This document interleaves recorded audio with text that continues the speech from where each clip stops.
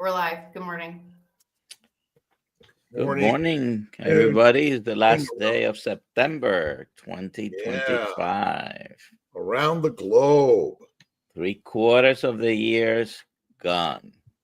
Whoa. Let us know where you're watching from and put KMT, #KMT for a Kills Keto is Carnivore book today. And we're going to be talking to Dr. Avi Charlton. And if you have any questions, put them in the chat, QQQ in the front, so we can identify them easier. How are you doing today, Dr. Kilt? I'm doing awesome. It's a beautiful day. I'm in Sarasota for a few more days, then back up north for a week or two. And just, as they say, living the dream. And it's all a dream, a beautiful dream. So it's great to be here, great to be sharing around the globe with our brothers and sisters who are looking for ideas to heal outside of our standard Western medical system, which is pretty much addicted us to drugs. Yep. And maybe they're appropriate sometimes, but it seems what's happening, it's been used all the time. And Dr. Avi Charlton, are you noticing that in your world? Yes, I am. It's so many prescribing of drugs. And I used to be such a doctor, but I'm trying to move away from it. I try to prescribe lifestyle rather than prescribe medications. Well, tell us a little bit about yourself and how you came from, it sounds like pretty much a standard world of medicine into a more non-standard, non-traditional. Yeah. Well, thanks for having me first, for inviting me to come to your live. I have been a GP, General Practitioner, family physician for 20 years. I finished medical school and I went straight into GP training. But I had a personal journey. So about 7 or 8 years ago, I discovered that I was a bit overweight, tired, and I wanted to do something about it. My kids had grown up a little bit. They were maybe 5 and 8, something like that. And I decided that I wanted to lose weight and gain health, keep fit. And I joined the local gym. The gym prescribed me with an 8-week body transformation challenge. And I thought, that would be good fun to participate in an 8-week body transformation challenge. After 8 weeks, I had lost 4% body fat and 4 kilos, which is quite a lot for a tiny, very petite, short me. And I felt much better. So I discovered this low-carb ketogenic diet, and I looked into a bit more, looked into low-carb down under in Australia, and also Nutrition Network from South Africa. And then it happened to be lockdown, so I had extra time because patients weren't coming in to see me in the clinic anymore. So I learned heaps about nutrition, low-carb, ketogenic diet, therapeutic carbohydrate restriction, and I keep diving in and helped a lot of patients with losing weight and getting rid of medications. And it was so rewarding that I set up a low-carb clinic, calling it Melbourne Low Carb Clinic, 3 years now, branding myself as a low-carb doctor, lifestyle GP. So patients come in and I talk about low-carb lifestyle, and I feel so connected with the community and looked into carnivore. I'm not a carnivore myself, but I am quite low-carb keto, and I met Dr. Kiltz when he came to Melbourne in May. It was wonderful. What are you noticing in the sort of the differences of standard medicine and the keto carnivore world, and maybe even community wise, that in our standard world it seems so corporate and regimented and propagandized, but in the keto carnivore world, there's welcoming and opening and opposites. And tell us a little bit about what you're seeing in the differences. Yeah, absolutely. I think in the low carb ketogenic carnivore world, people are much more curious and we keep learning. We keep diving into the science, and quite a lot of patients that come in that have adopted this lifestyle have learned a lot already. And I must admit, some of them know more than me. But I think this is very important, that us as doctors need to keep learning, open mind, and certainly embracing this journey, learning from lots of different doctors, and yeah, certainly amazing, which I have embraced this low carb ketogenic diet and journey. We use the word open mind, and it's sort of you, in order to maintain your proper licensure and ability to practice, you have to maintain the stay on the path. And when you go off the path, and I know that Dr. Fetke, Yes. and was it Tim Noakes in Yes. South Africa? Their Yes. licenses had been challenged, and Yes. and ultimately, I think the gift of COVID in some ways exposed us to a whole new way of living, which now I'm on. You could go right to Amazon and get your Audible low carb GP lifestyle nutrition with Dr. Avi Charlton from all over the world. Yeah. Dr. Nelson pulled up this book. I've actually got a copy too, the ketogenic book. I've got in my bookshelf somewhere there. And I was chatting to Dr. Gary Fetke maybe a month or two ago, and he said if I follow that ketogenic book, it's I'm quite protected, because there's so much evidence with the ketogenic low carb diet with therapeutic carbohydrate restriction. So I think it is quite different to what the usual doctor would prescribe, and we're not necessarily following the standard guidelines. But if we follow the evidence and follow what is the best thing to do for our patients, I think we can back ourselves up and hopefully not get into too much trouble. And there's certainly APRA is the Australian Medical Board body, which is quite difficult to handle sometimes, with lots of restrictions, and they chase after you. And yet we're finding so much healing in completely non-standard methods, and all continuing to be open to opposite ideas is such an important thing. And ultimately, it was the non-standard, non-evidence, according to our standard way of following, that got us into this amazing game changer. And now, do you follow a keto carnivore lifestyle? And maybe you could tell our listeners and watchers a little bit about your lifestyle and how you've led to your health and wellness, and then maybe we talk a little bit about breathing. Yeah, no problem. I follow more of a low carb ketogenic diet. About when I did that gym body transformation challenge about 6 or 7 years ago, the trainer had put on a spreadsheet that I had to eat so much protein, 120 gram of protein, and 20 gram of fat, and 10 gram of carbs each meal, something like that. So since then, I have adopted that heavy in protein, eat lots of protein first. And I do eat veggies, so it'll be mostly above ground veggies. And sometimes some meals I don't worry about veggies because there's nothing in the fridge. But I've got teenagers, so I do like them to eat the veggies. They would be quite happy to just eat meat, but I include them into the plate just for the completeness sake, so they're not too picky. Quite often I eat 2 meals a day. I start eating at midday and I eat at dinner. Try not to snack. Sometimes I just am peckish, and sometimes it happens quite most often not no snacking. So that's what I eat most days is protein and sometimes veggies, but sometimes carnivore meals.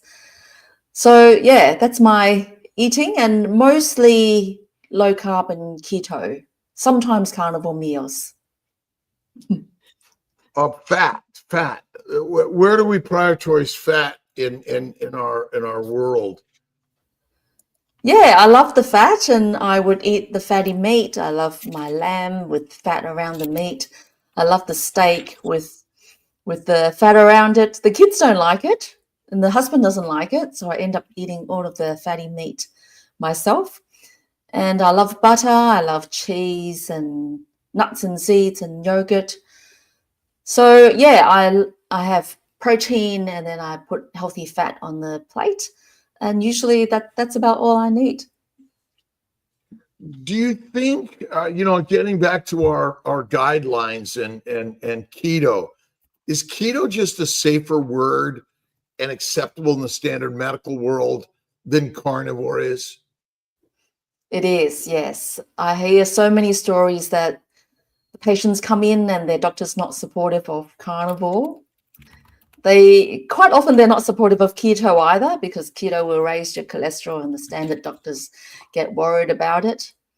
Low carb Mediterranean is a bit more acceptable in the doctor's world. So sometimes we tell the patients to just say you're on a Mediterranean diet, which is real food. And the doctors won't be as much of a critic to and not supportive of this patient's journey. Yeah, carnivore doesn't sit well with my colleagues in the doctor's world. They think you should have your veggies. A carb-free Mediterranean diet. Yeah. A modified Mediterranean diet with a little bit less grains and carbs and a bit more meat and healthy fats. And tell us a little bit about the breath work and is that something we want to talk about? And Sure.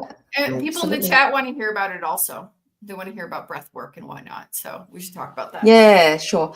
That's another rabbit hole that I've dived into. I was in a conference called a keto long weekend in Queensland. So I heard a talk about breathing and breath work, and I decided to read the book called Oxygen Advantage by Patrick McKeown. And then I decided to learn a whole lot more about breath work, just like I dived into the nutrition world. And it's amazing, whole new journey on learning about lifestyle, because a lot of people don't pay attention to breathing. People don't look into how they breathe. They don't know if they're breathing through the nose or the mouth. And there's the modern lifestyle quite often makes them mouth breathe. And in fact, nobody should be mouth breathing. So quite often I tell people that you should look into your breathing. Are you nose breathing or mouth breathing? Sometimes people have gone into change the diet already, but they haven't looked into their breathing, and they don't even know if they're nose breathing or mouth breathing until I mentioned it. And if you change your breathing to be nose breathing, quite often that'll improve a lot of health already. Sometimes it helps you breathe more into the diaphragm rather than upper chest. So you're breathing lower down, way down into the chest rather than upper breathing. And sometimes paying attention to nose breathing can improve your snoring, make you breathe better at night. If you nose breathe at night and maybe you want to tape your mouth and see how that goes, that might help you sleep a bit better. So I've had a man who changed his breathing from mouth breathing to nose breathing. And he said, I've saved his marriage because he stopped snoring and he stopped his restless legs. So he had gained health and his asthma got better, his snoring got better, restlessness improved, and his wife was so much better with him sleeping next to him, next to her, rather than kick him out to a different bed. So stories like this is amazing. And sometimes some people suffer from stress and anxiety and panic attacks, and they've changed their diet already to carnivore or low carb keto, but they still have panic attacks, and learning to slow down breathing, practicing breath work can really engage the parasympathetic nervous system, slow down the nervous system and help them control anxiety and stress. So through this journey, I've dived into Oxygen Advantage, and I learned to host breathwork workshops, and I became a breathwork facilitator. So I think that's another tool that we can help patients with managing their nervous system, managing their stress, anxiety. So I'm coaching people to breathe better, host breathwork workshops, and helping them feel much calmer. And if they have a panic attack, they can just breathe slower. And I say, breathe in for 5 counts, breathe out for 5 counts. And if you do it once a day or 2 times a day or 3 times a day is even better. So that's another rabbit hole that I have dived into, to slow down your breathing, breathe deep into your diaphragm, and even breathe lighter, nose breathing all the time. And quite often that is another pillar that we can help with improving people's lifestyle. Do you incorporate any mindset ideas that bring in meditation, prayer, incorporating, or any special books or ideas that you recommend for those suffering? Yeah, I haven't got any books that I recommend, but there's apps like Mindfulness, Insight Timer that I prescribe to patients a lot. And there's a free version of Insight Timer that people can just download. I have used it for years, so I paid the app now. I feel like I should contribute a bit to the app. But there's mindful meditation apps that people can use, and I think they are amazing. That I personally do 5 minutes to half an hour, depending on how much time I have. First thing in the morning, I would have a bone broth because I got rid of my coffee. I hold a bone broth, do my breath work for 5 minutes, or if on a weekend I do 30 minutes, and that sets me up, calm me down for the day, reduce the morning cortisol. And I love this morning routine that I have before I start my day. Yeah, I think that's such an important thing, that because so many of us are listening to the news and the worry of the world, and calming our thinking and aligning it with sort of ancient practices. I always go to Stoicism, Marcus Aurelius, Buddha, and many others who have sort of shared ideas that, you know, we talk about the keto carnivore world and diet, but yes, we really don't instill enough of the mindset. And yeah, I agree with you. I think the mindset is very important, and people will struggle. Sometimes they go carnivore and they find it so difficult, and they find it's a victim mindset. They're not there to prioritize their health and create, and they victimize themselves that, oh, why is it always me and I have to do this? It's so hard. I can't eat so many things. But rather than thinking about what you can't have, you can think about you're prioritizing your health. And I think that's much more important. Can I say something I like to do? I like to go down the street and smile at people and say hi. And I think that cheers up my day, and it also cheers up other people's days, because we don't do that enough anymore. And I think that's part of the mindset, right, Dr. Gill? It's like, everyone's awesome. Let's go say hi to them.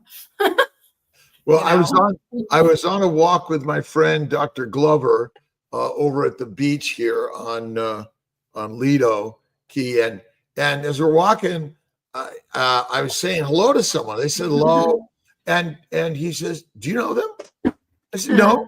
I said, "Wow, they acted like they knew you, and you knew them." I said, "Well, we're in a community, even within our own homes. We pretty much become zombies."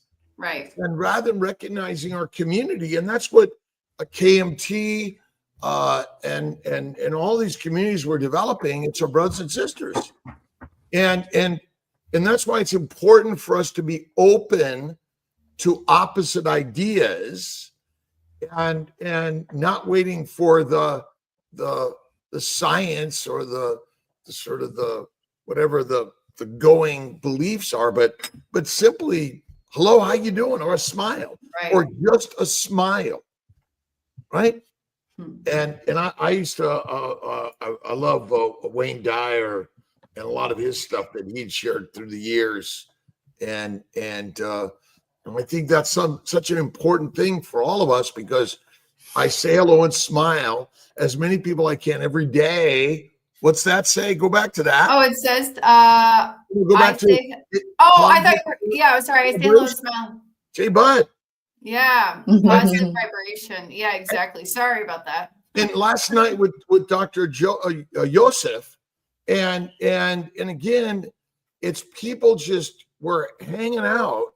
And I was looking at something this morning where our online time was 0 30 years ago, and now it's the majority of what we spend time with. But these are our communities. And I think we should embrace the beauty of what they are. And that's why I think these lives are so good, because now you get to hang out, you ask questions, you comment. Like last night on our 5:30 Zoom meeting, where everyone shows their face if they want or not, right? And I agree with you. Go ahead. Yeah, my 83-year-old mum, and I talk to her when I'm driving to work every day. So when I'm driving in the car, I talk to my mum, and she was half talking to me and half saying hi to everybody that she's walking, because she's doing her walk, and she's saying hi, hello, and talking to me at the same time while I'm driving. Well, I was riding my bike last night. I was talking to my brother Ray, and Ray and I are very much the same. So, I would say hello, and then he would say hi, but ultimately I was saying hi to the person walking their dog, or just walking down the street, or the workers, or whatever it is. And I think maybe that's what we all need to do, because we create these, what we think is these closed communities, but they're really open to everyone. And even, again, vegan, vegetarian, Mediterranean, pescatarians, just because we're curious about hanging out with other people and listening and learning from ideas. I had fish for dinner last night. Salmon. Oh, wow. And scallops and capers with lemon. Oh, no, you had lemon. Yeah. Opening up to different new ideas, because ultimately, maybe it's just the when you do a consultation for a new client, Dr. Charlton, do you give them like 5 minutes and then you're done, or is it 30 minutes and more in-depth time and the time to get to know people? Yeah, well, I'm trying to move away from the quick medicine. The quick medicine I used to do was 10 minutes in and out, but the new clinic that I started 3 years ago is up to 45 minutes. So it takes about 20 minutes to take a history, to ask about what they eat and do they exercise and who they live with, what job they do. So I give them a bit of time and I listen to their concerns. I think that's the most important thing, is people want to be listened to. So 45 minutes, I still find it not enough time, because quite often I'm still going over. And then I write a plan. We do a plan together. I email them the plan, and then we agree on what we're going to do from then onwards. Then we're going to organize the time to catch up, and then I tell them, now that you've got a time for the next appointment, maybe you'll try to be consistent and you're going to tell me what you've done next time we meet, that you haven't gone into the sugars and and the processed foods. So yeah, 45 minutes, still not enough, but I'm certainly totally embracing the longer time that I organize with the patient. It is a bit more expensive, but the patients invest in the money and they invest in their own health. They have much higher chance of success when they have invested in the time, the money, and the mindset as well. Our healthcare system is much in the way of hurt care, and the cost of healthcare in America is extremely expensive. It's a leading cause of bankruptcy is medical debt, and we're getting sicker, and so the high costs of our diseases, along with the high cost of drugs and healthcare. So what you're saying is that let's look at an investment to your healthcare and your lifestyle. And I know Dr. Nelson could spell this out. I know for myself it's been better, maybe Alia and others. Like in essence, who's more valuable than you to invest whatever it takes to become healthy? And then this change usually is like, wow, we spend a lot less. Yeah, absolutely agree. So if they invest in coming to see me, and I might tell them to take one less medication, we might be able to get rid of like Ozempic, or get rid of some diabetic medication, then you're saving money in the end, and you've got less chances of complication. You might perform better. If they're in a working age, then your brain works better, then you can make more money ultimately. So I think it's good investment to pay for more men, mommies, and masters. And okay. And the money is purely for reinvestment into our lives. And I always say money in the bank does you no good. It's the money that you flow back into the system of humanity to help yourself and others grow and live a better life. Because at the end of the day, you should die with no money. The best way, right? Everyone's got to do their own work in life to make their own money. There's no money to give to anyone else. Go to work. Absolutely. Yeah. I think some older patients are also much better in spending medical money, and they also invest on other things like infrared saunas and holidays and gatherings, which will help with their mental health as well. So yeah, I'm seeing those things. Well, tell us maybe a little bit light therapy and infrared and saunas and things like that. Where do you place those in the health and wellness realm? Yeah, it's another rabbit hole that I have dived into. I think they are so great at improving our health. And I bought an infrared sauna about 12 months ago. Before that, I had neck pain, which lasted many months, and saw a physio, did exercises, strength training, and it just wouldn't get better. So I bought a portable infrared sauna, and I try to do it 10 up to 20 minutes almost every day, which ends up probably 4 or 5 times a week. And this neck pain gone away after a few weeks. And turns out that these infrared is similar to the infrared energy that we get from our sunlight, that it can reduce inflammation, give us good energy, and improve healing.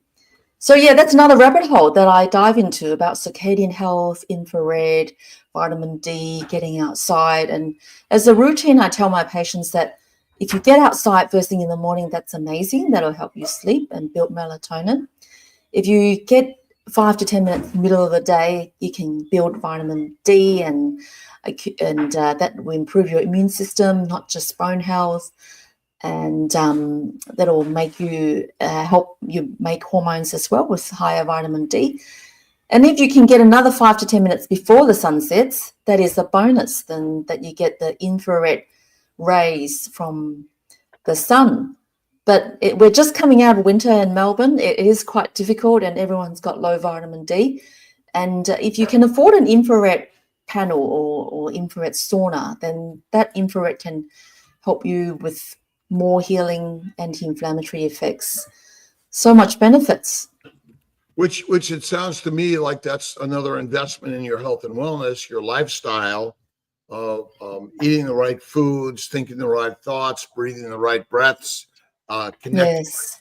I'm going to use the word right people, but ultimately all people are the right people. You fix yourself, you fix the world, get out there and share smiles and love and kindness.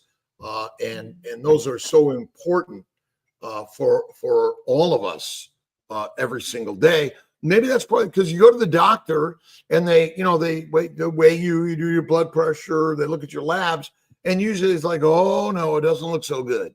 There's no positivity. There's no like, hey, Dr. Nelson, so good to see you, or Alia, or Dr. Avi.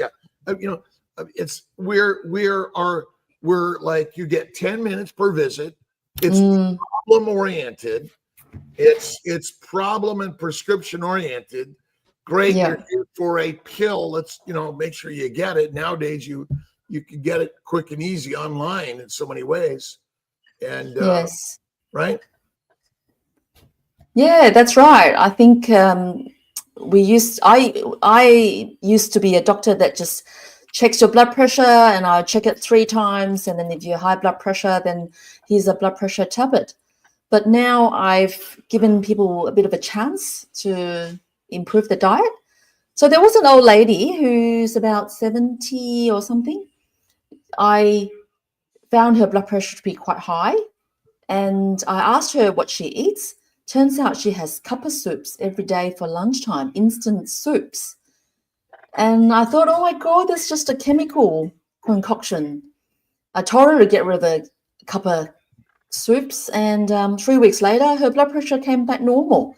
So simple things. She saved herself the tablet, and I don't have to write a prescription.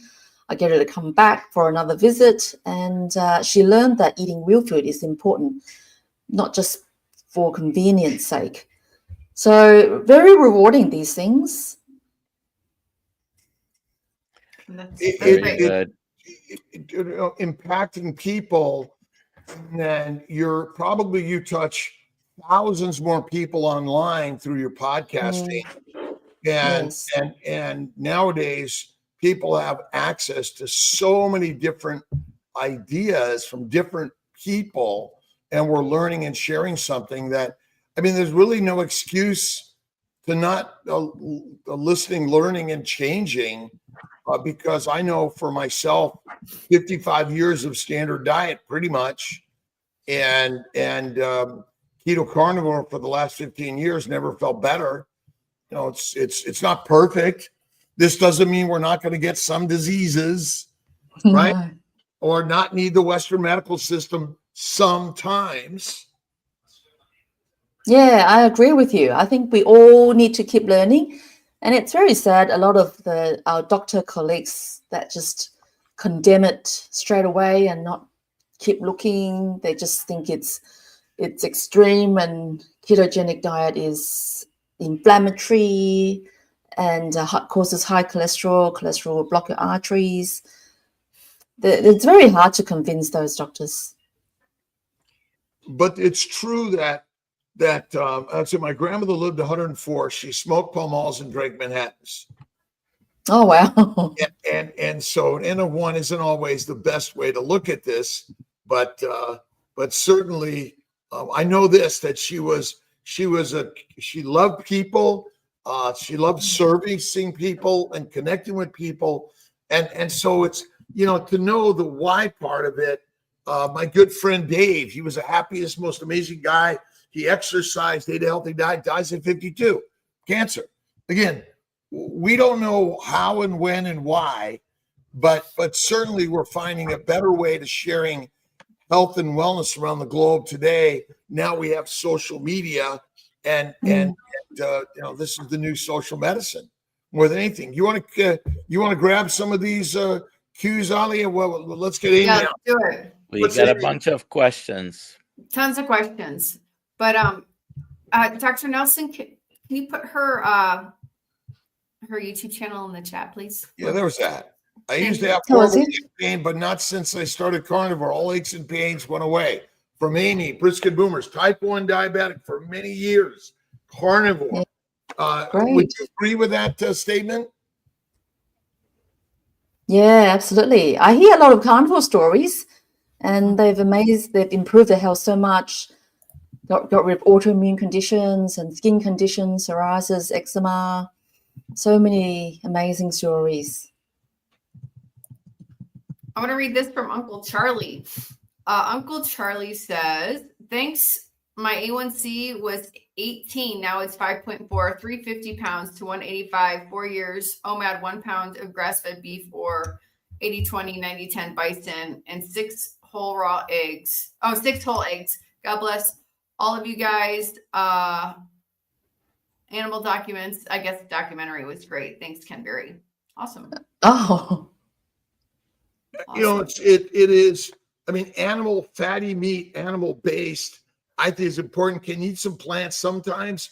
I think you can, but you never know which is the one that's going to take you down. yeah, that's right. And I see Main Runner talking about nose breathing when running. Yes, I am a runner too. I've run 2 full marathons and I walked 100 kilometers in an Oxfam challenge a couple of years ago. And this is something that I've changed to as well. I've changed to nose breathing when I'm running, and it helps with aerobic capacity. It helps with fat burning more. So it's great to complement our low carb carnivore diet. So it certainly helps with breathing better and getting better oxygenation into your bloodstream. Okay, great. Let's And do more the nitric next. oxide. Yes, that's right. Yeah. So this nitric oxide gas is built up with nose breathing. It's a magic gas. It's anti-inflammatory, antiviral, antibacterial. They even were researching whilst the COVID outbreak was happening that if nitric oxide can be harnessed. But turns out you just have to breathe through your nose breathing all the time, and breath holds can be helpful to build up nitric oxide. So when I was walking, sometimes at the end of the run or walk, I would do 20 steps of breath holds and then walk with no breath holds for 20 steps and alternate a few times just to get more carbon dioxide tolerance. That's another thing that can help. So movement is critical, and we're in our box, our cave too much. We have to just get out, right? And whether it's walking or biking or swimming or going to the community and having a conversation with others and talk about keto, carnivore, and fitness and that's what we need to do. But get out of the cave. Yeah. Yeah, so much benefit going outside. There's good forest anti-inflammatory effects in the outside, in the sun. And I do park run every Saturday morning. I don't think there's limited park run in America, but park run is quite big in the UK and Australia. And we count milestones. So I'm up to about 300 park runs once a week on a Saturday. Wow. Nice. We celebrate these milestones by they give us a free T-shirt. But getting out with a community movement, and it's when you're going and working with others, there's a communal energy, right? It's a flock, right? There's your energy is pulled. You push and pull others, and I think that's what we're all doing together. Is this is a community around the globe, an idea of a flock in order to create something more positive for our healing, and recognizing there are problems and challenges. It's natural and normal, right? How do we bring love, kindness, and forgiveness and peace around the globe? We all have to have it, right? It's just Absolutely. active. And I think a lot of those blue zones, they live long. Those blue zone communities live really long because they have great connection, and the older people come out and help the youngs And- rather than just other diet things like Community. veganism. Community. Yes, that's right. Blue zone can be created it's created everywhere. And again, there's a blue zone everywhere in the world. Some people have just reported larger areas, but ultimately they're in small communities everywhere. They can Right. start Yeah. right in your home, right? Or your workplace. And rather than waiting for someone else to bring the smile, the meditation, the walking, hey, let's go for a walk at lunch. Again, it's like breakfast, snack, lunch, snack, dinner, snack. We should do, sort of like, let's go for a walk together. Let's connect together. Much more so. Yeah, I agree with you. Dr. Kiltz, maybe that should be the meetup on December 13th. Don't do a meeting, just go for a walk and go eat lunch. Well, that's absolutely it. But let's, we're commuting together. Let's all go for a walk. That's a really good idea. I love it. Maybe we'll do it. Yeah, Nice. in fact, there's a website called Walk with a Doctor. And I was just thinking of signing up to be a doctor host with Walk with a Doc. I'm just thinking about the logistics of organizing this morning. So that might be a great initiative, that once a week or once a fortnight or something regularly, go taking the community for a walk. And they suggest the doctor can do a talk in the beginning and then go to talk to different people that join the walk. And it's a free community event. They can come together. So I'm just thinking about that. Yeah, I think that's, again, start it yourself, right? And it may be you're just going on live, and you're going for a walk, and then other people show up. And I know I live in a small community, and people are walking everywhere. People love to walk. It's really important. That's great. So Let's hit some of the cues, Alia. Okay, Cookie Carter. Good morning, everyone. Why do we have so many doctors going against the diet that will heal and is beneficial for people? How can I get my family and friends to understand the importance of eating a proper human diet? It's a bit of a problem. I think the doctors were never taught about nutrition in medical school. We only get taught for maybe half a lesson, and we just we've been told to just refer to dietitians. And so, yeah, that's the problem, is we were never taught, which is a bit of a disappointing Or fact. we're taught the wrong thing anyway, right? That's we're right. taught plenty of fruits, fiber, vegetables, seeds, nuts, lean meat, 3 meals a day, 3 snacks. Yes. And we don't know why you're sick. It's genetic, and here's a pill, right? Because we went into medicine because we were attracted to the field that is helping people. But the beauty is, I think Cookie Carter and all of our jobs is be the example to your doctors, begin to teach your doctors and others. And remember, today, healthcare practitioners are everyone. Kiltz Health and our Kiltz Keto Carnivore coaching course is giving you the knowledge that you control your healthcare. We're going to have a link. You can order all your labs, all your blood, all your testing, diagnostic, and you can talk to a coach. That really, the Western medical system it has its purpose, but really healthcare is everyone. And we want to give the power to every individual through, again, all the information that we learned in medical school, that you had to get into medical school, now is open access for everyone. Yeah, it's such a different era now that you can almost get all the information from the internet. It's you need to decipher what's reliable information and what's not.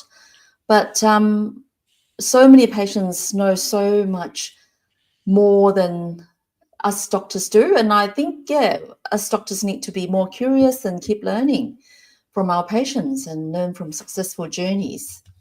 Well, I think that's interesting. You comment about we have to know what's truth and what's untruth.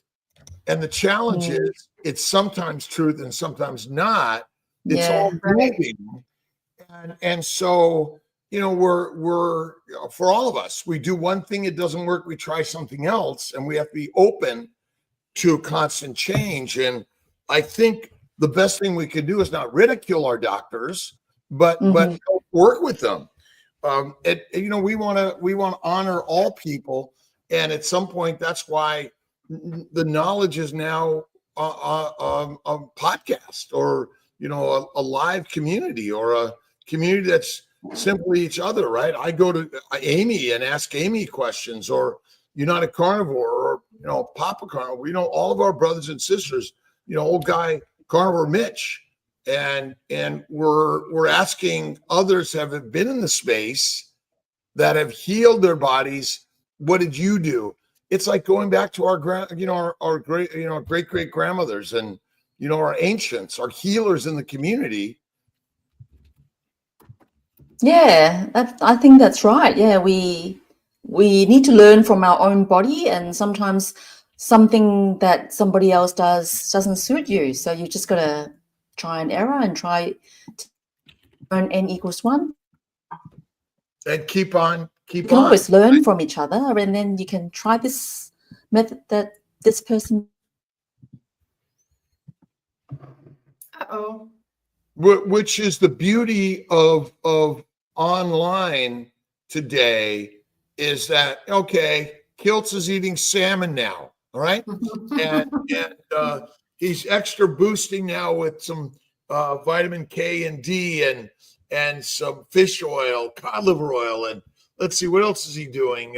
Taking his other what are the supplements? I'm trying to still on my organ meat supplements. But again, if one thing isn't working, we try another, and we're open to change. My good friend, Dr. Lisa Wiedemann, is working on throwing in a little bit of plants in there, and leaner meat, protein sparing, modified fat. Again, we're open to all sorts of opposites, all sorts. Yeah, I do suggest protein sparing to some people who just can't seem to lose weight, and you can give it a go. A couple of days of lower fat meals and more leaner protein, and just for 2 days a week, and see how that goes. So yeah, I do suggest people can give it a go. And the interesting part is, I see a lot of fat people running on marathons, and they're quite strong, powerful, and amazing. I always say fat and obesity causes 0 diseases, none. And in fact, we've got it all wrong. And basically, someone who carries an extra 100 pounds and can beat you in a run, they're stronger than you are. They're healthier than you are. And that's why in just 1 or 2 weeks on keto carnivore, you feel so much better, because you're cleaning out the gut, which is the garbage can. And it shouldn't be the garbage can. Your gut shouldn't be the garbage can. No, it should be the proper human digester to extract the proper minerals, vitamins, and nutrients, and then get rid of the rest. But it's pretty much a compost heap and a fermentation bucket. So many people not paying attention to what food they're putting in, and until we ask them. Or it's misinformation. People don't know what's good, and they think fruit and veggies and lots of fiber. That's what they've been told all their life. Right. Oh, I'm sorry. I'm at the same time. I just want to get a little, look at the whole part here is that we have to be, that there can be some variety to our carnivore lives, right? But go ahead. I'm sorry about that, Ali. That's okay. Dr. Avi, Ironvore Fitness, are you planning on visiting Adelaide anytime soon? Thank you. This is Alan. Thank you for staying tuned, Alan. We met at the Carnivore Conference, same conference as I met Dr. Kiltz. But no, I haven't got any plans to visit Adelaide. You've got Dr. Caroline Harris, which is amazing. I forget how huge Australia is a huge continent, and it's not like you go from one city to the next. That's easily, but I think we kind of already answered this question, but I will read it. Jets Afterburners podcast. How do I explain to people that it is the proper human diet? I've been lying diet for 11 months and I feel alive, yet I can't articulate how to convey this lifestyle to a non-believer. #KiltStrong. well, because I would say just keep on articulating, even if it seems I can't articulate, you're still sharing an idea enough times. It's always practice, right? The more you keep sharing it, the more you keep sharing it, the more you keep sharing it, the more it's like, whoa, wow, I'm good at it now. That's what this is all about, isn't it? That's what it's all about. Most people understand sugar's bad for you, but most people don't think that carbohydrates become sugar. So when you say to them carbohydrates are all sugar molecules linked together, they all become sugar when they go into your tummy, and they sort of go, oh yeah. And they go, so I can't have the bread and the cereal. So they sort of understand that too much sugar is no good for you. Rodjinovic says my ancestry is Serbian. They are huge meat eaters and they live to their late 90s. And again, I think it's back to community. It's our community, right? Yeah. That's so important.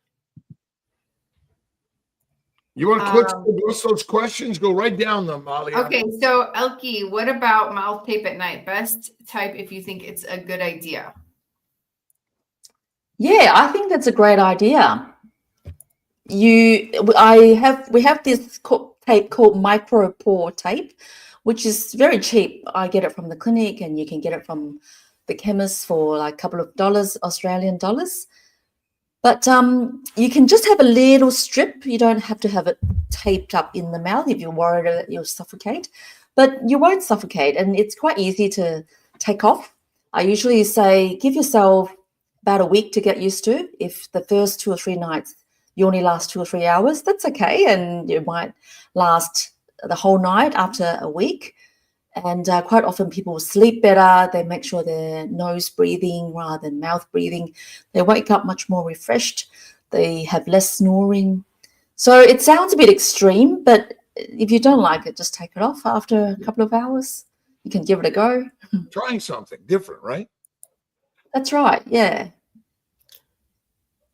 Dawn says many people use tape on their mouth only to breathe through nose at night. What? Oh, you just answered this question basically. Okay, good. John, Dr. Kiltz, did you start your 5-day fast? Monday. Everybody, Monday. Well, Do the Monday, fast. Monday is. Yeah, Monday, 5 days. Be there. Be there or be square. October 6th, next Monday. Okay. Chris Ovard, is eating fermented veggies better than cooked, and why? Anyone? I think they're both good. I eat both. I would eat fermented veggies as well as cooked veggies. Or you don't have to have any veggies, but fermented veggies got the probiotic and good bacteria. A lot of carnivores do eat fermented veggies, and I think that's good. There you go. And Dr. Kiltz, when are you going to Long Island? Monday. Are you really going to Long Island Monday? There you go. Monday. Oh, a Monday. Okay. Yes, I'm working on it. We got to get it. We'll do something for sure. New Year's coming. Lots to organize. That's right. Organize. Sharon has a comment, Dr. Kiltz, where I believe fat is a symptom like everything else. I have a hard time with the fact that adipose fat means you have some visceral fat, which isn't good. That's untrue. There's no fat on your body that's harmful. It makes no sense. Why would your body deposit and make fat? Your body is doing something historically it had to do in order to get you ready for hibernation, migration, gestation. And so think about it. Go find food when there's no markets, no farmers, no ranchers, and see how you survive. Many animals going into winter, they must be fat enough to survive the winter or the hibernation or the migration. So again, we use it as a sign that you're an overeater and you're likely overeating a standard diet, because even carnivores do not get all skinny. Being a carnivore doesn't mean you're going to be skinny or ketovore at all. And remember, obesity, let's just call it a disease, which I don't think it is still the most common thing, even in the keto carnivore world. And many people, they lose weight and then they gain it back again. That's the standard norm. This idea that everyone's supposed to be, 95 to 150 pounds just ain't true. So, but it makes no sense. If a bear does not get fat enough, it will not implant a fertilized egg and become the mom that it's supposed to be. And it will not survive its hibernation. John Hoover has a question. If fermented veggies are good, what about drinking kombucha? Well, there's some alcohol in that, which I'm not a big fan of these fermented foods all the time. I think sometimes, but again, fermentation, cooking, soaking, and processing all made the plants less toxic. And so ultimately, without a farmer around the world, you wouldn't have these things, because in general, in nature, wherever you're hunting and gathering, there ain't much plant food for you to eat of any substance. And so we do it because we love variety in life. That's the nature. And we love eating into all of our different cultures around the world. And so I think that's one of the things that we can be a little bit more open to these ideas that sometimes, and if you eat them all the time, you may do fine. Dr. Nelson, do we know the cause of disease? Why some people get cancer and other people don't? One of the great mysteries of life, but certainly our diets may have a big influence. Yes. Yeah. I'm going to prepare Dr. Nelson to answer this question, who has seen my blood work and knows that I'm not skinny. Dr. Nelson, LKS, how do you know that our ancestors had visceral fat? Could it be something that happened due to the crazy sad diet? Do well people have visceral fat? So there's several questions here, but the last question yeah. with relationship to my blood work and having extra body. There is a difference between having visceral fat and having very excessive amounts of visceral fat. You need visceral fat to, among other things, hold your organs in place. Okay? So I think the issue is the excessive visceral fat. And, I wasn't there 50,000 years ago, but maybe you were. Maybe you were, Dr. Nelson. Well, how about you, Dr. Kills? You remember? Well, yeah, thank you. I do remember. But ultimately, again, it's all about food resources.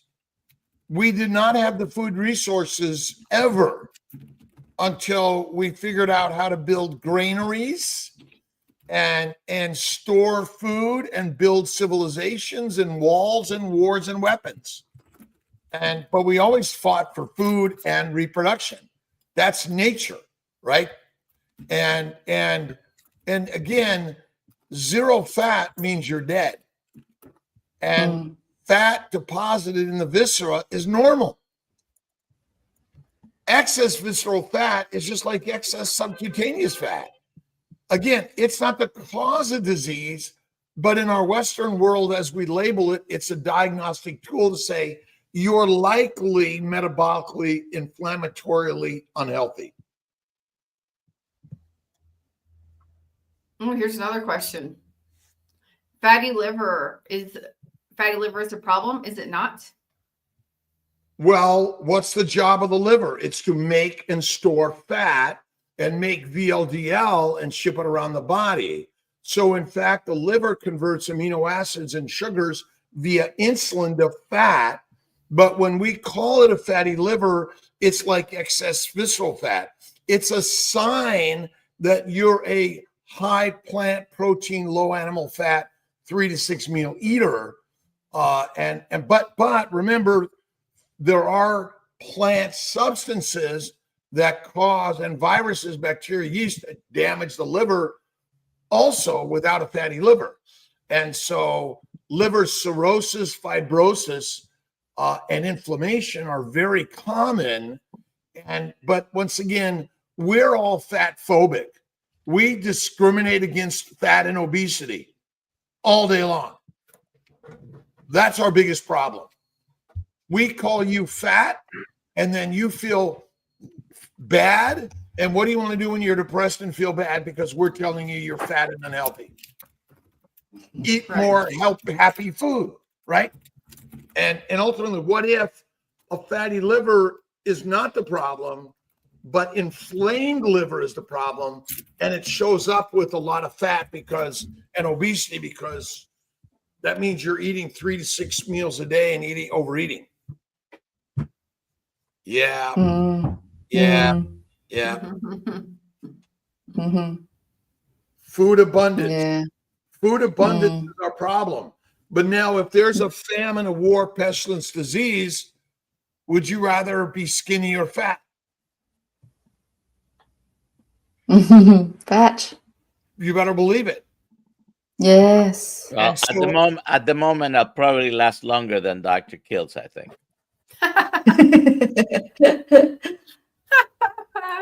Okay, last question. We I'm not gotta going to ask go. any more. We gotta gotta go. Gotta go. Sunscreen, yes or no? No. No sunscreen. You don't burn on a carnivore diet, actually. It's less likely, less frequent. Certainly, being out in the mid sunlight for most Northerners all the time is not good.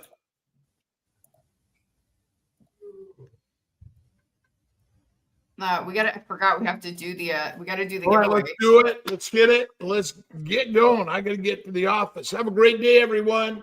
Goodbye, everybody. I mean, Bye, wait, hold on. everyone. Dr. Kiltz, if you gotta go. Dr. Avi, if you gotta go, it's okay. All right. Thank you, Beef Tallow. Yay, Sherry Kirtley. Good job. Please email me, alia@drkiltz.com, and I will send you a Kiltz's Keto is Carnivore book. Congratulations. All Thanks right. for participating. All right. Bye, everybody. Thank you, Dr. Thank Miller. you. Yeah. Thanks for having me. Bye. Have a good day.